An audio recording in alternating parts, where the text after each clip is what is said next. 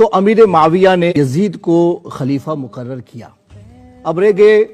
یزید کے بارے میں کہ وہ بظاہر کیسا تھا، تو اس کے جو ابتدائی احوال ہیں تو اس میں تو یہ پتہ چلتا ہے کہ اس نے مسلمانوں کے ساتھ کئی جنگوں میں حصہ لیا ہے، بلکہ قسطنطنیہ والی جو جنگ ہے اس میں ایک نہیں کئی جنگیں ہوئی ہیں، اور جس کے بارے میں حضور پاک کی بشارت ہے اس جنگ میں وہ شریک نہیں تھا، تو اس تفصیل سے بیان کیا جائے گا بعد میں۔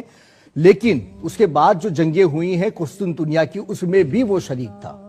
اور وہ سپہ سالار کی حیثیت سے بھی جا چکا ہے۔ اور جب وہ سپہ سالار بن کے گیا تھا اس وقت حضرت ابو ایوب انصاری رضی اللہ تعالی عنہ اس جنگ میں شریک تھے جس کا سپہ سالار یزید تھا،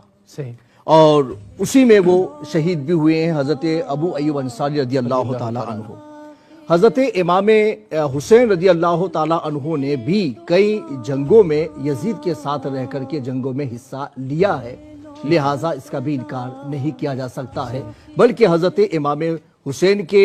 صاحبزادوں کے جو نام بتائے جاتے ہیں تو کل بھی میں نے بتایا تھا، تو ان میں ایک صاحبزادے کا نام یزید بھی تھا۔ یہ اور بات ہے کہ اس یزید کی طرف نسبت کر کے نہ ہو تو اس کے آگے حضرت عمر فاروق اعظم کے جو بھائی تھے ان کی طرف نسبت کر کے ہو تو یہ اپنی جگہ پر بجا ہے۔ لیکن امیر معاویہ کے جو بھائی تھے یزید بن سفیان،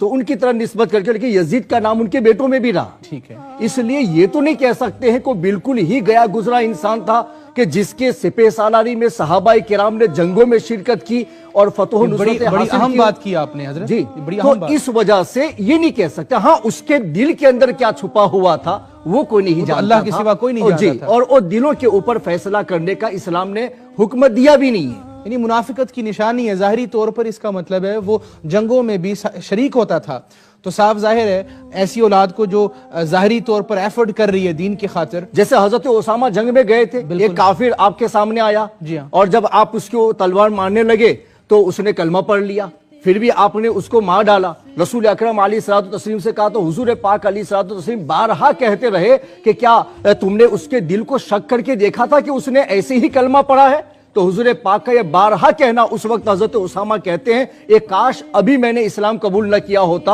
اور اس واقعے کے بعد اسلام قبول کیا ہوتا تو یہ چیز میرے ذمہ پر نہ آتی۔ اتنا حضور پاک نے ناراضگی کا اظہار کیا۔ حضور یہ فرمانا چاہتے ہیں کہ کسی پر بھی فسق کا یا اس کے شریعت مطہرہ کے اعتبار سے ناقابل قبول ہونے کا حکم لگایا جائے گا تو اس کے